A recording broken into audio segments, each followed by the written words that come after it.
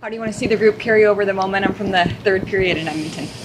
Well, the last part of it for sure. I didn't think we started well. We really gambled a little bit. And listen, we had to score some goals, but I think with that team, you got to be measured when you do that. But as the period went on, I thought the goals we scored is what we're going to take from it because they were below the, puck deep against a good gap, go get it back, create some confusion in front of their net and get pucks in that. We scored 3 goals with guys at the top of the crease, right? And we hadn't been scoring, so that was a point of emphasis. So that was a real positive, and happy that the guys took that to heart. Puck has to arrive at the net, and people have to be at the net, right? So it's two-pronged, and we're able to do that. Obviously, we'd love to have the other point, but had a good look in overtime with Marsh, but you almost feel like you'd be stealing it then, right? So we probably got what we deserved in the end, and we'll take it, and like I said,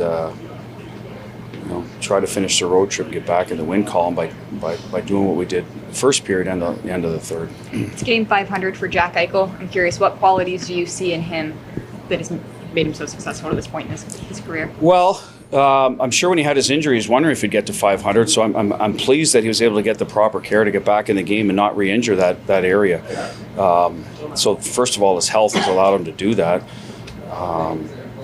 And obviously the Knights allowed him to do that. So I think he's pretty pleased about that. Listen, he's going to have longevity because of his legs, hockey sense, ability to make plays with the puck. And I'm sure he's going to get to 1,000 if he stays healthy and put up numbers doing it. We're just trying to build his overall game. I'm really pleased with how he's taken to that. To me, he's as good a 200-foot player as anybody in the league.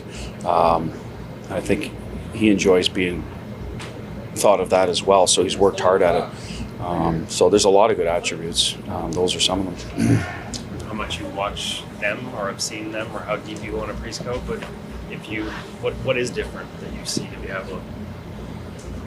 Well, there's an aggressive mindset with them to get pucks back. I think they're checking better. I'll put it as simple as that.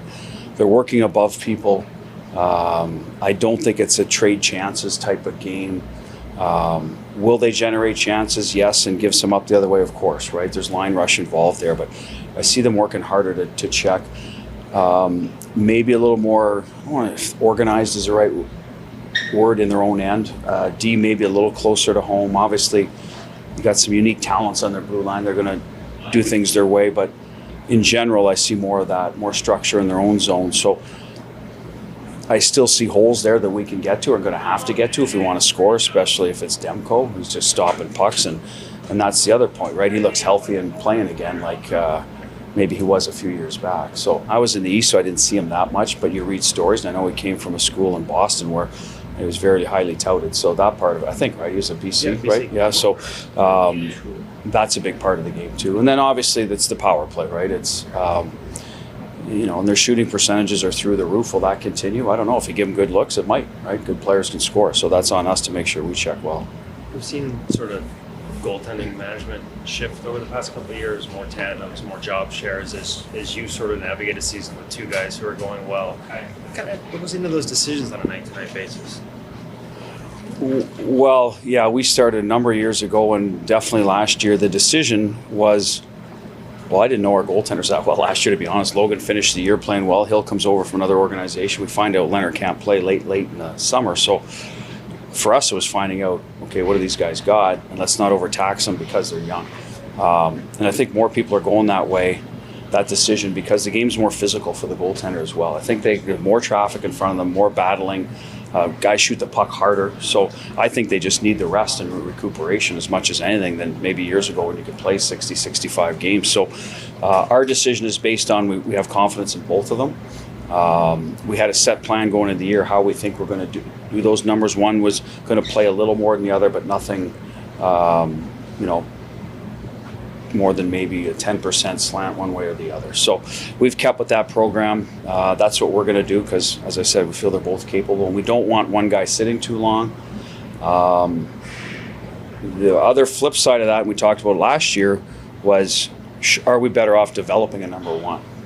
And if you're alternating them, that's tough to do as well, getting a guy in a role. So, but that's what you balance. And we've decided to go with more of the alternate approach, more than the one guy. And we'll stick with that as long as it works. It's working. Do you plan on having Joel Ward on the bench tonight? He'll come down, yeah, probably the second period. The plan for him this year was to still get a feel for what's going on up top, bring that information down, and then use it on the bench, yeah.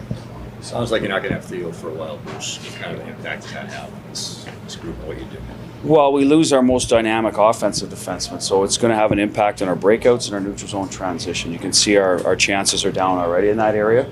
We can't ask someone to be something they're not, so we're going to have to generate offense in other ways. Guys that go into the lineup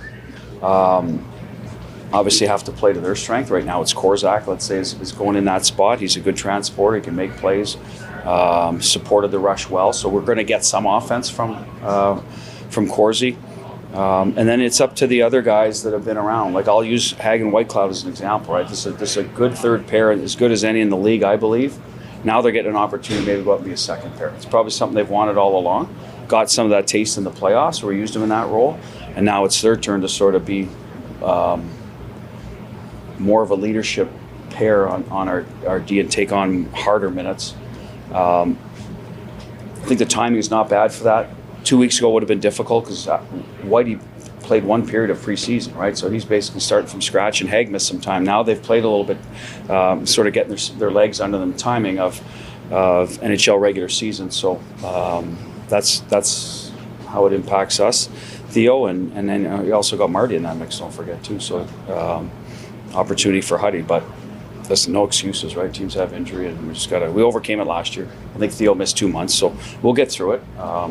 Offensive numbers might not look as good, but we still should be able to get in the win column.